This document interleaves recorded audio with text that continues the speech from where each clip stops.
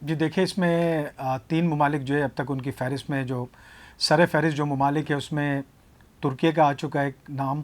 اور عملی طور پر ہم نے دیکھا کہ انہوں نے وزٹ بھی کی ہے۔ اس کے علاوہ یو اے ای جو ہے وہ بھی دلچسپی رکھنے والے ممالک میں شامل ہیں، سعودی عربیہ بھی شامل ہیں۔ اور ترکیے کے حوالے سے اگر بات کروں تو انہوں نے اسلام آباد، لاہور 2 دن پہلے کیا انہوں نے، اور اس کے علاوہ گزشتہ رات جو ہے وہ انہوں نے، یعنی اتوار کی شب ہم کہہ سکتے ہیں کہ انہوں نے کراچی ایئرپورٹ کا جو ہے وہ تمام تر جو انتظامی امور ہیں وہ دفاتر دیکھے، تمام جو میکینزم ہے اس کو دیکھا بغور۔ اور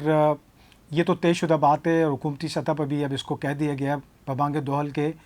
یہ ایئرپورٹ جو ہے وہ آؤٹ سورس کرنے جا رہے ہیں، اور جس کی بنیادی وجہ یہ کہ جتنی بھی ایڈمنسٹریٹو سائڈ ہوگا جس میں آپ ایئرپورٹ کے جتنے بھی شعبہ جات ہیں، کلیننگ کا ہم کہہ سکتے ہیں، اس کے علاوہ پیسنجر سروسز سے متعلق جو معاملات ہیں، اس میں ایک لوگوں کو ایک ذہن میں یہ ایک ابہام بھی یہ پایا جاتا ہے کہ پھر جو ایف آئی اے کے کاؤنٹر ہے، کسٹم کے کاؤنٹر ہے، اے این ایف کے یا اے ایس ایف کے، تو وہ بتدریج ویسے ہی کام کریں گے، اس کا اس سے کوئی تعلق نہیں، وہ آپریشنل سائڈ ہے۔ ایڈمنسٹریٹو سائڈ میں یہ والی ساری چیزیں ہیں، جس میں ایٹ لیسٹ وجہ یہ بنی ہے، جو ہم نے سابق ڈی جی جو اب چلے گئے خاقان مرتضیٰ، ان سے جب بھی ہم نے یہ سوال کیا، انہوں نے یہ کہا کہ دنیا میں یہ کوئی نیا ماڈول نہیں ہے، یہ رائج ہے، اور اسی ماڈول کو ہم جو ہے وہ اپلائی کر رہے ہیں اپنے ہوائی اڈوں کے اوپر، تاکہ پیسنجر کو جو ہے وہ ایٹ لیسٹ جو ہے وہ زیادہ فیسلٹی جو ہے وہ ان کو جو ہے وہ میسر آ سکیں۔ یہ اس کی بنیادی وجہ بنی، اور یہ میرے خیال میں اس میں زیادہ وقت ابھی نہیں رہا کہ اس کو جو ہے وہ آؤٹ سورس کرنے کی طرف عملی طور پر یہ جا رہے ہیں۔ ظاہر وزٹس کے بعد جو ہے اب تمام تر جو اس حوالے سے جو بھی ڈاکومنٹیشن ہے، جو بھی یہ سائن کرتے ہیں معاہدے، اس پر اب کام کرنے کا وقت آ گیا میرے خیال میں۔ جی میرے خیال میں دیکھیں، پہلے عوام کی جو پیسنجر ہے جو ظاہر ایئرپورٹ جا رہا ہے، اس کی فیسلٹی کی اگر بات کر لیں تو ان کو یقیناً جو ہے وہ، کیونکہ جو کمپنی آئے گی وہ ایک بہتر انداز میں اپنے آپ کو لے کر آئے گی، اور اس کے ثمرات اسی طرح نظر آئیں گے۔ یہ دنیا ایک انسانی فطرت بھی کہہ لیں آپ اس کو، یا پھر ظاہر سی بات ہے دنیا بھر میں جو کمپنیز ہے اس حوالے سے کام کرتی ہیں ہوائی اڈوں پہ پیسنجر کی فیسیلیٹیشن کے حوالے سے، تو وہ چیزیں تو یقیناً بہتری کی طرف ہی جائے گی۔ لیکن اس میں ایک سوال بہرحال یہ پیدا ہوتا ہے ضرور کہ جو کانٹریکٹ ملازمین ہیں، جس میں ہم یہ کہہ سکتے ہیں کہ جو پورٹر سروس ہے، ان کا کلیننگ اسٹاف ہے، اس کے علاوہ اور جو ان کے شعبہ جات ہیں، ظاہر ایئرپورٹ سروسز جو ہے، گراؤنڈ ہینڈلنگ وہ ایک الگ شعبہ ہے کہ وہاں پہ کچھ کمپنیوں کو انہوں نے ہائر کیے ہوئے، سول ایویشن جیسے شاہین ایئرپورٹ سروسز ہیں یا جیری دناتا والے ہیں وہ کرتے ہیں، تو اس کا تو اس سے کوئی تعلق نہیں۔ ہر ایئر لائن اپنے لوگوں کو رکھتی ہے اور اس سے وہ جو پیسنجر ہینڈلنگ جو ہے، گراؤنڈ ہینڈلنگ جو ہے وہ کرواتی ہے، اس تو میرے خیال میں کوئی فرق نہیں پڑے گا۔ ایک سوال بہرحال یہ بھی پیدا ہوتا تھا کہ زمانہ جنگ میں، امن میں تو سب کچھ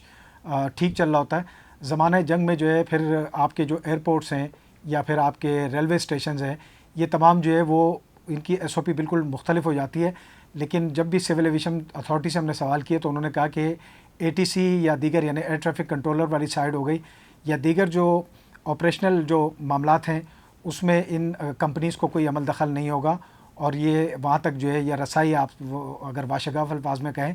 تو اس طرح کی چیزیں ان کو نہیں دی جائے گی۔ اس میں بھی یقینی طور پر جو معاہدے کیے جائیں گے اس میں ان شکوں کو لکھا جائے گا۔ لیکن جہاں تک اگر ہم سہولیات کی بات کریں تو سہولیات جو ہے میرے خیال میں وہ بہتر طور پر میسر آئے گی۔ یہاں پہ میں ڈی جی سول ایویشن کی جو کچہریاں کرواتے ہیں وہ مختلف لوگوں سے، تو اس میں میجورٹی جو ہم نے دیکھا ہے کہ لوگ جو مسائل کو اجاگر کرتے ہیں وہ ایئر لائن کے کرائے، زائد کرایوں کے علاوہ ان چیزوں کو بڑا وہ کرتے ہیں کہ ظاہر ان کا سامان رہ جاتا ہے، اور اس کے علاوہ بہت ساری چیزیں ایسی ہو جاتی ہیں ان کے ساتھ کہ فلائٹ کے وقت جو ہے وہ اگر لاؤنجز کے اندر ان کو پراپر بیٹھنے کی جگہ نہیں دستیاب، اور بہت سارے متفرق معاملات ہیں جس کی وہ شکایت کرتے ہیں، تو وہ چیزیں میرے خیال میں بہتری کی طرف جانے کا زیادہ کبھی امکان پیدا ہو جاتا ہے۔ دیکھیے سول ایویشن ابھی اس وقت جو پیسنجر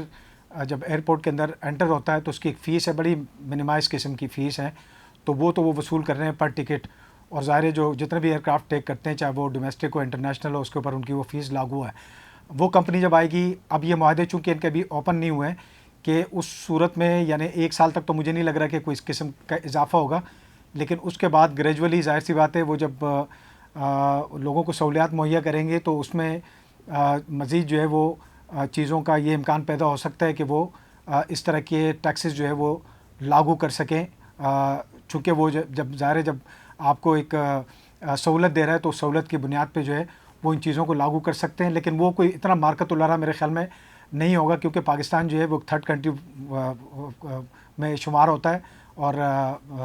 اس میں جو ہے وہ پھر ایسا نہیں ہو سکتا کہ بہت زیادہ آپ کوئی ٹیکس لاگو کر دے، اور جس کی وجہ سے بلکہ عموماً آپ نے دیکھا ہوگا کہ لوگ اسی ایئر لائن کی طرف زیادہ لپکتے ہیں جس کی ٹکٹیں جو ہے وہ تھوڑی سی بیلنس ہوتی ہے اور اس کی طرف لوگوں کا زیادہ رجحان ہوتا ہے. تو یہ گراؤنڈ ریئلٹی جو ہے اس کو بھی مد نظر وہ رکھیں گے ضرور، اور مجھے نہیں لگ رہا کہ اس قسم کے کوئی بھاری ٹیکسز جو ہے وہ عائد کیے جائیں. میرے حساب سے تو ترکی کے زیادہ چانسز ہے، کیونکہ ان کی طرف میں نے ایک جھکاؤ اگر میں دیکھوں جو گورنمنٹ کا ہے کہ ان کو ظاہر سی بات ہے دلچسپی رکھنے والے تو بہت سارے 10 سے 12 ممالک نے جو اس میں دلچسپی کا اظہار کیا تھا. اس میں ظاہر ہے جو ان کی طرف سے آمادگی ظاہر کی گئی، اس میں 3 لوگوں کو آگے آنے کا موقع دیا، لیکن گراؤنڈ کے اوپر جو فزیکلی ہم نے دیکھا کہ وہ ترکیہ ہے، ظاہر سی بات ہے وہ آنا چاہ رہے ہیں اس طرف، اور انہوں نے جو ہے وہ آپ ان کو دیکھیں کہ جو استنبول کا ایئرپورٹ ہے یا اس کے علاوہ چونکہ ان کے پاس ایک وسیع تجربہ بھی موجود ہیں، تو میرے حساب سے اگر میرے نقطہ نظر سے آپ دیکھیں تو ترکی کے امکانات زیادہ ہمیں نظر آ رہے ہیں کہ ان کو یہ جو آؤٹ سورسنگ جو ہے وہ ان کے